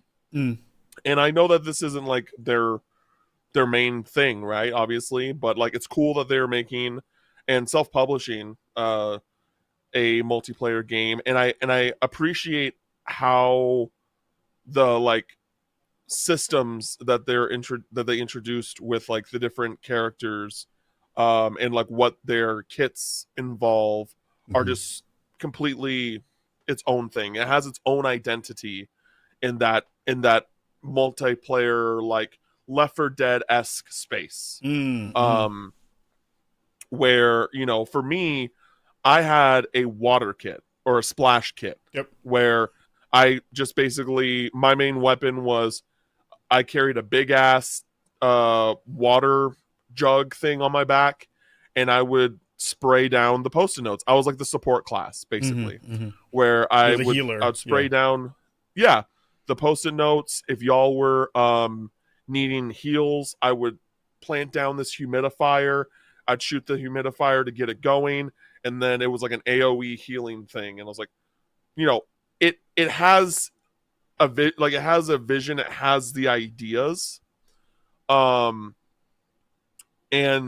I think part of it also is that like initially, at least for the first couple of games we played, they definitely put on an easier mode for us to kind of get our bearings, and that's fine. I think the last time we played was when it was like where I saw the most potential, because I like the challenge, I like the pushback of everything that was happening there, and it really shows like, oh, y'all really need to stick together to survive. And I really love the resources of like, hey, you have there are these showers that you can go into to heal, but also the water runs out, and so you have to be careful on like, hey, do I really need to use this shower, or can I go to my healer that has endless healing, more or less, to heal me instead? And then there's also like the, you know, getting the ammo. And I don't know about you, I really loved the mini game where you just have to follow the bumpers to pick it up. Because I was really good at that. I was like pressing it. I was like locked in when during those parts of the game. Me too. And so I think that it's a game that I'm totally down to try out when it comes out. Like I would totally be down of getting a squad and like seeing how like this game really whether or not it really shines when it gets to certain aspects of its gameplay. I'm also kind of curious if there are going to be some more lore stuff that's like actually worth kind of keeping into perspective with this whole Remedy verse that Sam Lake has crafted, and how that game is going to evolve over time, because it is one of those things where I think we're just in a place where it's hard to be excited about multiplayer games, even the cooperative ones, you know, when it's just such a competitive space. And I don't know if this is going to be the game that is going to really be able to keep up its support and expand over time, because they did mention all the updates are going to be free. Like once you buy the game, you get everything for free, outside of like cosmetics. Sure. But like all the meaningful updates, and new additions to gameplay, those are all free. And so, we'll see. I'm optimistic. I'm totally down to run squad with you. Yeah. But we kind of have to wait and see how the fans, if the fans show up, the Remedy fans, and how long it's able to kind of stay relevant before Remedy's like, this is starting to become a money sink for us. Yeah. 'Cause that's like the beauty and the danger of publishing the game yourself, is that if it's super successful, you're getting a lot of cash, buddy, and that's awesome. But if it's not, then you're going to start losing money. And I don't think this is a part of their deal with Epic, if I'm correct. Am I? Yeah, I don't think so. No. So this is their own thing that they're doing. So it's a passion project. Very much feels like. And so I hope everything works out for them. I think that's where I'm worried too. Like, I don't know if this is going to get an audience that's going to stick around besides the big Remedy fans. It kind of makes me wish that this wasn't a full game and this was like a part of the DLC that they kind of had already been doing with Alan Wake, like, or Control. I wish that they kind of like. What I really liked about Alan Wake 2 is the way they rolled out DLC, and each DLC felt like a very different experience. I wish that Control would do something like that, and this was bundled into that world. Because it would make more sense. Like, there's, we played through a couple different mission styles, and there was a boss at the end of it, which was cool, and it had some really fun mechanics to fight through. But I was sitting there, and I was thinking, like, in games like this, like Left 4 Dead, you are finishing chapters of a movie, basically. A story. A story, right? Like this, I have no idea why any of this is happening. And I think they'll have to do some piecing together of like the why. But I come away from this with the question of like, who is this for? Right? And that part of it is still a little befuddling to me. I don't know who it's for. Like, I feel like the thing that I was worried about was like, can Remedy make a game where you shoot really well? Like, Control had good shooting in it. Alan Wake has very different shooting in it for a very specific reason. But like, to make a first person shooter is not easy. And it was like, do they have the chops to do it? And they do. Like, the game feels good when you're aiming down sights and doing stuff and shooting things. But the wonkiness of, not wonkiness, but like the whimsicalness of the world that is supposed to be a little bit scary, but like you're fighting Post-it notes for most of it. And the Post-it notes can get scary because like you can turn into a Post-it note and you die. Like, there are monsters that get buffed when they turn into bigger versions of Post-it note monsters. It's a lot of cool stuff, but I don't know if the class-based thing feeds that competitive nature that I'm hoping for, which doesn't really seem to be there. In games that are different right now in the space that are doing this kind of 3-person co-op thing, like Night Rain has a very different end goal for it. Some of the other games in this space, like, you can kind of see what the end goal is for every round and every match. This doesn't feel like that in that way, and I feel like they have to fine-tune that part to get people to care. I do think the change that they made in terms of like the showers and stuff now not being infinitely being able to use, and then the mini game stuff, which was not in the first beta that they did, shows that they are thinking about the gameplay loop in fun ways to add tension, which I think is great. But I'm still, a little bit worried for that game in the grand scheme. We got 2 more things to talk about. I'm going to quickly go through Crimson Desert because I finally got a chance to play that again. I wish I could have played that. I tried, and they were like, they weren't letting me. It looked really good. I really don't think people know how good this game is going to feel when you play it. I have not seen a game like this have to be able to kind of showcase, and this is just a really fast. I'm going to put this on a loop. A very fast, showcase of some of the things you can do. Like, you have so many ways you can engage in combat. You have so many ways you can traverse the world. You have so many different ways you can fight various things, and everything looks pretty as hell. I went and did a RKO to a dude because he had like you do wrestling moves in this game while also doing all this crazy elemental, wild, magical stuff. Like, and it's all like, it feels almost like a fighting game in some weird ways. But Crimson Desert, I really, really, really don't think any of you are ready for what this game is going to do in terms of once you get into the world and start messing around with stuff. Because I was sitting there and like playing through and had this really dope boss fight where you had a very specific mechanic to defeat this boss, and it didn't feel like a Souls game and it didn't feel like an Assassin's Creed game. It felt like something in between, but like a world that was 3 times as big and 2 times as pretty. It is nuts what this game is going to do. Go ahead. It gives me Witcher vibes. Yeah. Witcher, but with like good combat. Yeah. No, so Crimson Desert I've heard really good things about this game since like probably around this time last year. Yeah. And I'm like, okay, cool. I really want to check this out. I'm really excited to see what it's all about. Because I haven't had like a really good third person RPG in a while. Like I'd probably say like Valhalla, Assassin's Creed Valhalla was like the last one for me. I really liked that game. I know like, maybe other people didn't, but like I think that game was really good. And so I would really love for Crimson Desert to be that game.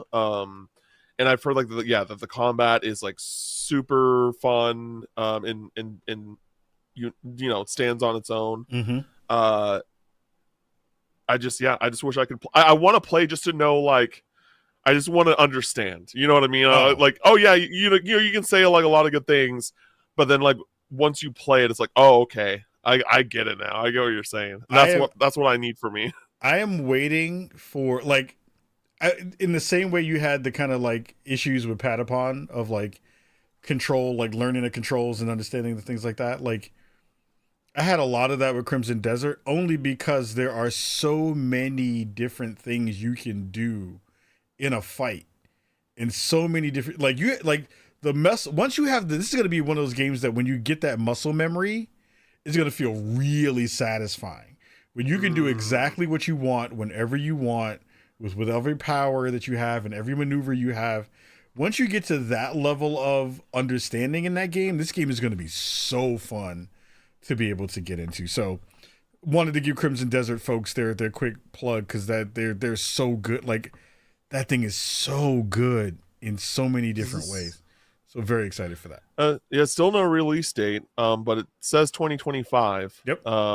So yeah, I'll double check. It's through interesting stuff because I haven't looked again to see if they dropped anything. But man, that's it was almost game of the show for me until we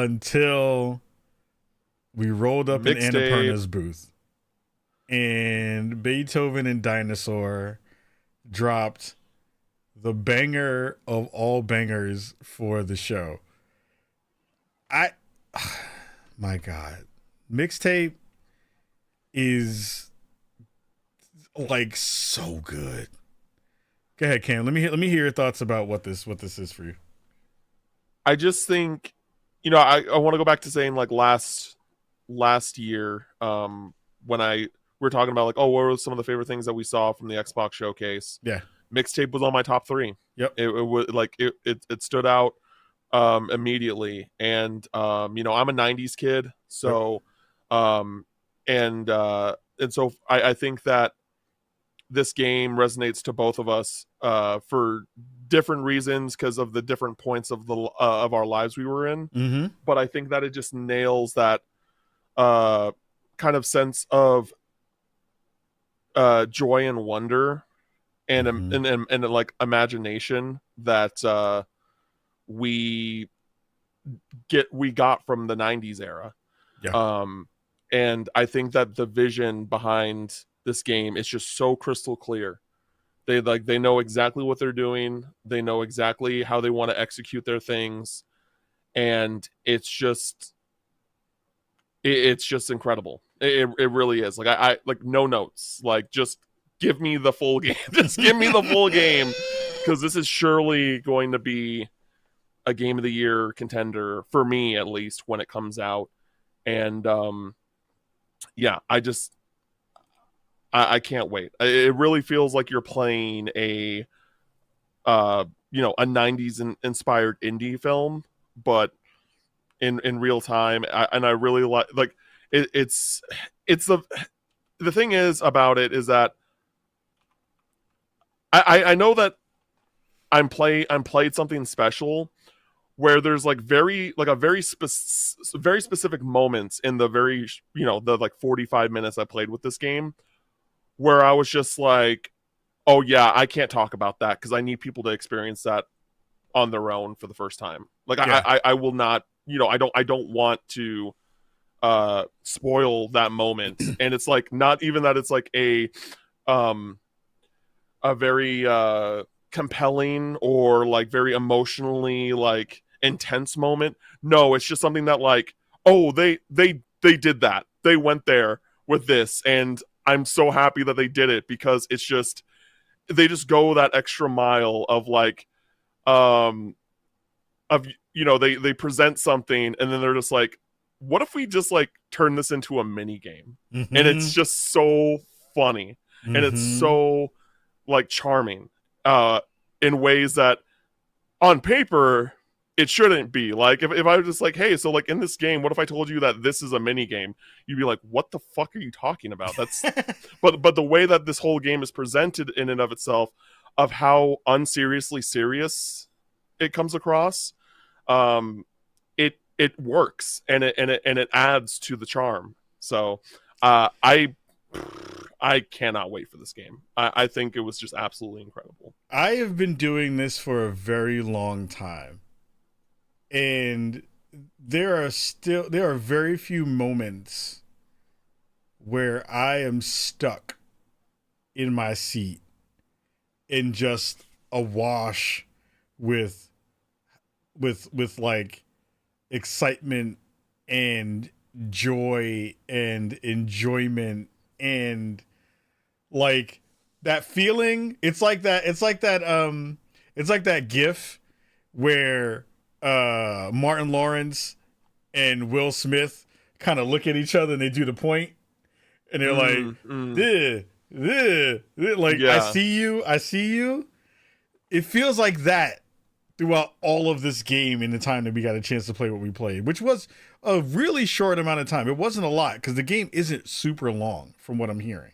No. But I think it's like if you were to take every like 80s, mid 80s, early 90s teenage angsty movie, like the Breakfast Club or any of that vibe in this, Can't Hardly Wait, that kind of stuff in those spaces. Yeah. It made a really like this game looks so pretty.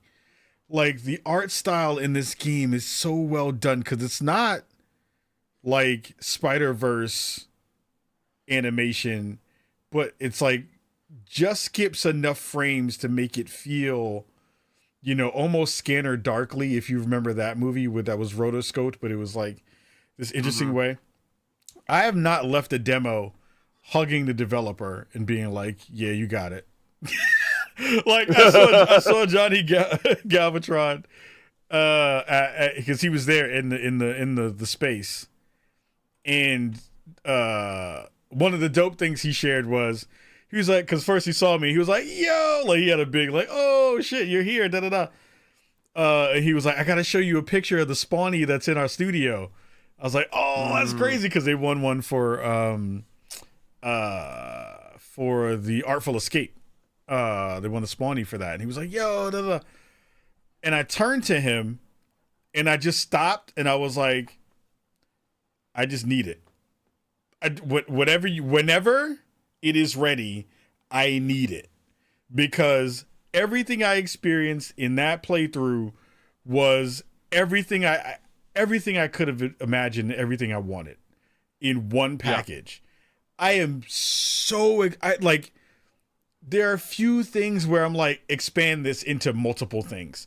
I want you to make, like, I already can foresee, or already in my mind, I'm like, oh, what if you told this story in this way? What if you told this story in this way?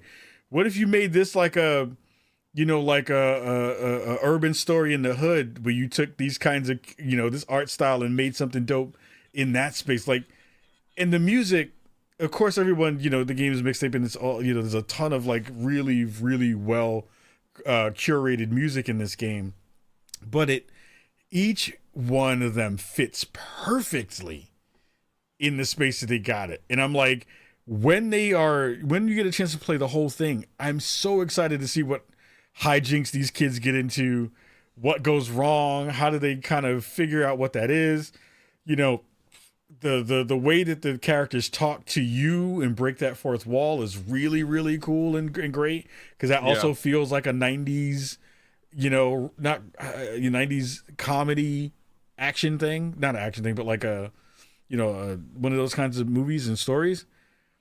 Man, it was my last appointment of the show, and I left, and I was talking to folks in the room, and I was like, this was by far the best way to leave Summer Games Fest. Like, this is the perfect ending to this week. Go ahead. I'm pretty sure I saw you beforehand. Yes. And you're like, what's the best thing you've seen? And I was just like, mixtape with a bullet. Yes. And you're like, oh, okay, interesting. And so I'm very glad that you were on the exact same page where you're just like, oh yeah, Cam cooked. Oh. Man. But and like to give like a little bit more perspective on what the game is about. So basically, like, this girl, she's moving away for college, I'm pretty sure. Yeah. And she wants to have like this like one last perfect night. She's going to like this party, and she's like curated this mixtape to like be the songs that she's going to listen to along the way, and each song is like dedicated to a certain part of the game. So like, the beginning is like you're skateboarding down the road, like you see in the trailer. And then there's one where you're just like hanging out in her room with her friends. And there's this really great part that where you get like a flashback to like her first kiss. And it literally, and for every scene, like every like scene of the game, it'll like, there'll be like this big thing being like, chapter this is the song, like that type of thing. Mm-hmm. And literally it'll like says like, oh, this is the name of the song, and then in parentheses is like, not on the mixtape, because it's like a song from a mixtape that her first kiss made her. And so it's just like, just to be clear, not on the mixtape. It just makes everything so much funnier and charming. And as you said before, the animation is so good. It's honestly really impressive how quickly they've made a game this like good looking. Mm-hmm. Considering they've released they released The Artful Escape like 2-3 years ago. Mm-hmm. So they're absolutely killing it. And man, man, sorry, they just showed a part where you're riding on a cart down the road. Yeah, that was a part of the demo, and like that was super fun. Mm-hmm. It just has so much personality, and it's just so incredible. I think Beta, like, you kind of remember when developers or studios jump that next level for you personally, and you get added into like a box that's like, whatever you make, I am ready for. Like, even though this hasn't come out yet, I'm already like, whatever Beethoven and Dinosaur make, sign me up for. And this confirmed that in a huge way for me. Like, again, I'm looking at on another part of the screen in the software I'm using to stream the show, a still image of one of the scenes, and you can clip out any one frame of a scene, and it looks like something you would want to frame on your wall. It's that pretty. Yeah. I don't want to give any more details about stuff. It is the best game I saw at Summer Games Fest. It blew everything out of the water. It was the perfect way to leave the show, and I was speechless after it. I just sat there stuck, was like, yo, this is a banger and a half, and no one is beating this for what I got a chance to. I do want to say one last thing, just funny story, that I'm really glad I was able to play this, because I booked this thing immediately. Right when I saw that mixtape was like I'm like, say less. Yeah. But then like the day before Playdays, I think it was, I got an email being like, hey, we might not be able to you might not be able to play because a bunch of Xbox business people are during your time slot. And I'm like, no, like, this is like the thing I'm looking forward to the most. Don't do this to me, because it was my most anticipated thing. Yeah. To go see as even before I found out how good it was. Yeah. So like I didn't get to like talk to the devs or anything. I went upstairs to like a private room. Yeah. And got to play it up there. But still, like, yeah, that absolutely incredible demo. It was like the one demo, just because I had the time. I mean, not even just because I had the time to. Like, even if I didn't have the time to, where I was just like, I kind of want to play the demo again, just to play it again. Yeah, because it's just so good. Yeah, trust me. If you would have hit me up and was like, "Yo, Kai, I can't get into this mixtape joint," I would have been like, "Yo, come crash my appointment." Like, I don't care, because like it's so good. But you're right. Like, I had the option because I finished it earlier. I finished it faster. And they were like, "Do you want to play it again?" I was like, "No." I was like, "I don't. I want to go. I want to leave, and I want the whole thing. I want the whole package when I get a chance to sit back. When I see this game again, and when I play this game again with another controller in front of my TV, I don't want anything else but that, because I'm gonna play the whole thing from start to finish, and I'm gonna take a whole bunch of videos and take a bunch of screenshots and do all that." And that game is up here. Like, I don't care what anybody says about nothing for whatever else is dropping this year. That game is Game of the Year contender for me already. And it's just, and that was, I played a demo for like 15 minutes, like 10 minutes. Anyway. I really hope it comes out this year. I really hope it comes out this year. I really hope it comes out this year. We'll see. Two last things that I wanted to talk about real quick before we get up out of here for this episode. And again, shout out to everybody who's been in the chat. Shout out to Woggerman again, because for the $10 super chat in the space. Shout out to Azure. Shout out to Zhang. Shout out to Zhang. Shout out to Linky. Shout out to a whole bunch of folks who are watching show. Jester. All the folks who are watching us live on YouTube and Twitch right now. I got to give a special shout out to Wogger, because they put on a really fantastic. This was like one of the best parts of SGF as well. They put on this really dope fan fest-esque kind of watch party for the Xbox Showcase. And I missed those moments. It was me, Danny Pena, Rihanna Manuel Pena, Paris Lilly. Jason Ronald was there hanging out, and Aaron Greenberg was there to hang out. And that moment was really great. Like, he and a bunch of other dope folks, Ben Kenobi, who makes those really dope Xbox coins, they all got together, spent their own money, found a space, did a whole watch party, which was one of the like most professional events I've seen from folks who are not industry vets or who are like not in the industry. Like, put on a really good, smart, well-produced event. And it was so dope to see people having fun in talking about games. I think we are inundated so much with so much grossness on the internet, and everybody's mad about everything, and everybody's complaining about everything. It was dope to be in a room full of fans who were really excited about stuff. And there's some things in that showcase Clockwork Revolution and a whole bunch of other stuff that really blew me away. But seeing all that in real time with fans and being in the space and hanging out with them, that was really good. I needed that for my soul in a real way. Like, that was a really cool thing to be able to see. So shout out to him and the rest of his crew for doing that and putting that on in those ways. And lastly, I had my first sit-down game of Magic. And it was really cool. I think. Really? I think they got me. I wasn't expecting to get me. And I think they got me. I was like, oh shit. Oh no. I was like, now I understand why Cam gets so hyped when he plays. Oh my god, this is cool. Magic is so fun. I was just saying, Magic's so fun.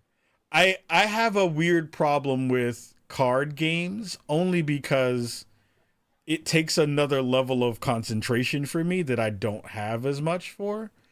It's the reason why I love video games as opposed to board games. Like when people have board game nights, I kind of opt out because I don't have that as the thing for me. But having someone hold our hands through a full match of Magic and seeing and kind of learning some of the initial things for it, it did make me want to play Arena because I was like, oh, it's a digital version of the game that I can get into and I don't have to worry about dedicating space to it and all that kind of stuff and all that. But there is a really dope, tangible thing of having your cards on the table and reading them and that stuff that I didn't really get before. And I think they got me. I think they might have got me. I got a bunch of cards from the event. I got a lot of the Final Fantasy cards and stuff. And now I'm like, am I gonna have the brain space to actually like do it and play it? I'll probably play Arena, but I used to be the person who would be like, nah, that's some wild nerdy shit. I'm not gonna do it. I used to be a hater. I am no longer a hater. I am actually bought in. It's really fun. It's super cool. So I'm ready to have some actual games, get my ass kicked, of course, because I don't know what I'm doing.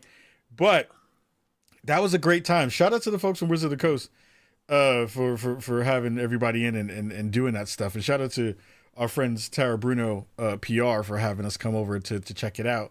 I was really impressed and really excited to go play more of that. So I'd love to do more stuff with them and find out good ways to connect with them. Go ahead, Cam. Yeah, I'm a huge Magic player. I wouldn't say huge, but Sure. I play Magic regularly. And this set I'm a big JRPG guy, so Final Fantasy, like very excited for this set. I'm kind of the opposite when it comes to card games with you, like compared to you. Like I really struggle playing digital card games. Yeah. But physical card games, it's different. It's like, you know, drawing the cards, having them in my hand, it's like, oh, I feel so good. And like, you know, I think that if you do decide to look more into Magic, because it is a game that is like, it's easy to learn, hard to master. Yes.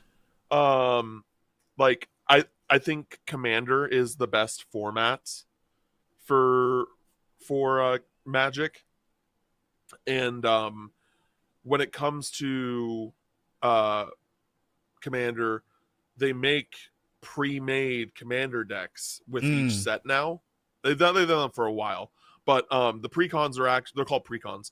They're actually like really solid, well-made decks from Go, so that like you could start, you know, you could grab one and be like, all right, I'm just gonna have this, and then like the more you start to understand the game, you can be like, okay, like I want to put in some money to upgrade some things, and then like you build from there. Like that's like I think the easiest way to get into Magic the Gathering if you are new to if you're new to it. But yeah, I've actually been pretty good. I've actually been pretty good on the amount of money I've spent on Magic. I have a bundle coming tomorrow. And then I have, and that's really it. Like everything else I got for free. We got the starter kit when we went to the appointment, and then Wizards sent me a package with some packs and one of the precons and things like that. So now it's just trying to build a deck, which I've already had that planned out for a while now. So Magic is really great, and if you ever want to learn more, Ka, you know, I'm here. I mean, I know you are the person that I'm going to bug when I start that process because I know how much you love it and how good you are at playing it and have an understanding. And we have a good circle of people who are also into it too. Yeah. So it's like I won't be alone. Yeah, I won't be alone in that. But it was really fun. I had a blast playing it, and I'm always excited about getting appointments like that because I always want to learn. But I always am like, oh man, it's going to be too hard, and I don't know what to do, and I'm going to look stupid and all this kind of stuff. And it was great.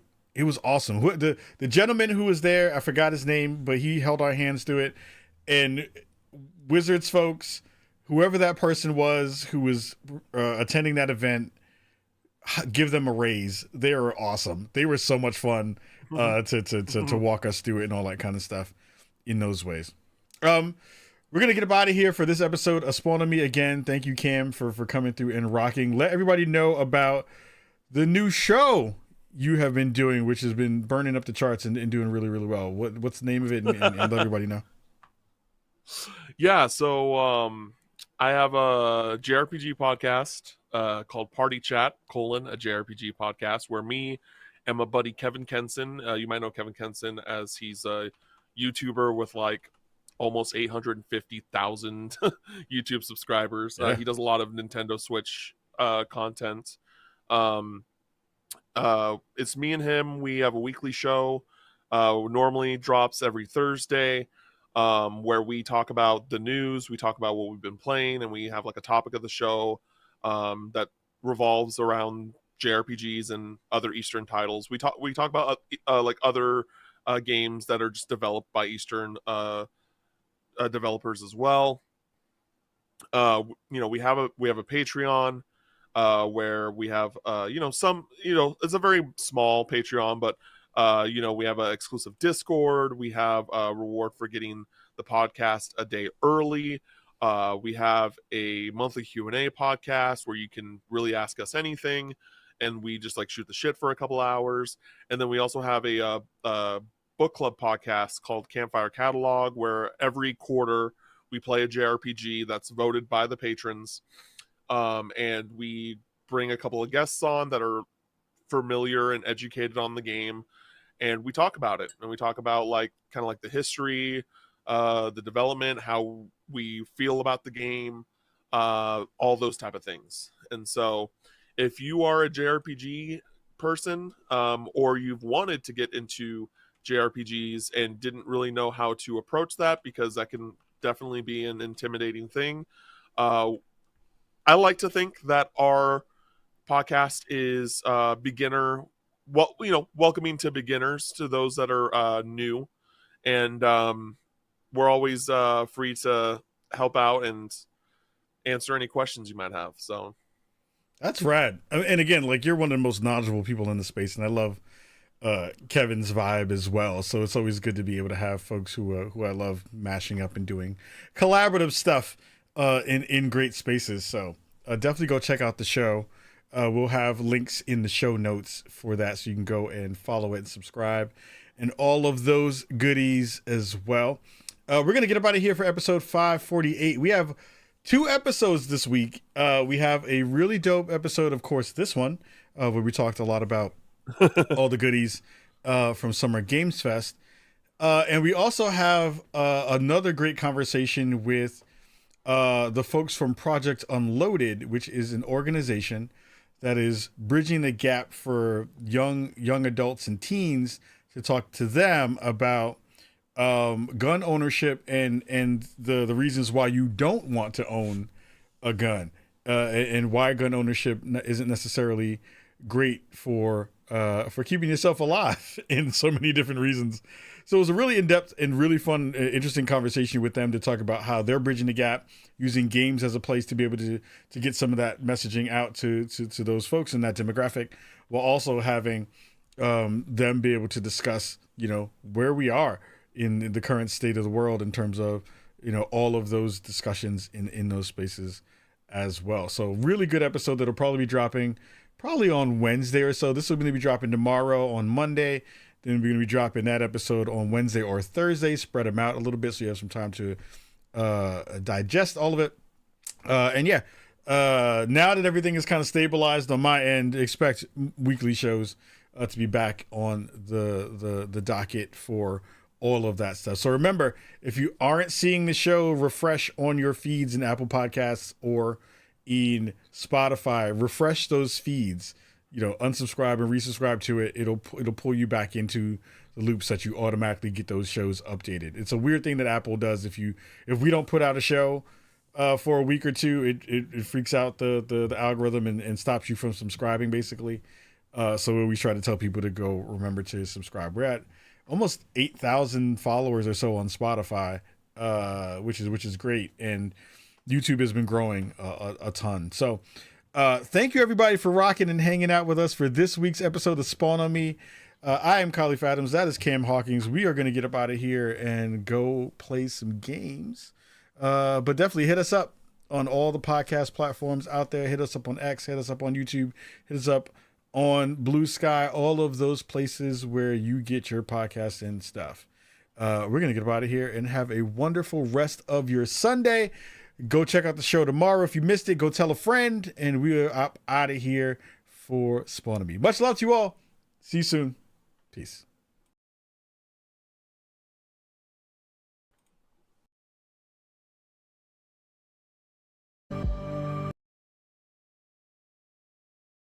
All right, stream. Thank you. Shout out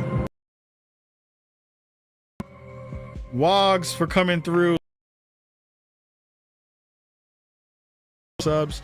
Shout out to Huggable Hipster who was in the room for a little bit. Shout out to 108 Dragons. Jester came through tonight. There's a lot of great conversations tonight for sure. So have a wonderful rest of your weekend. Go check out the show. Go share it. And we'll see you soon. Peace, y'all. Deuces.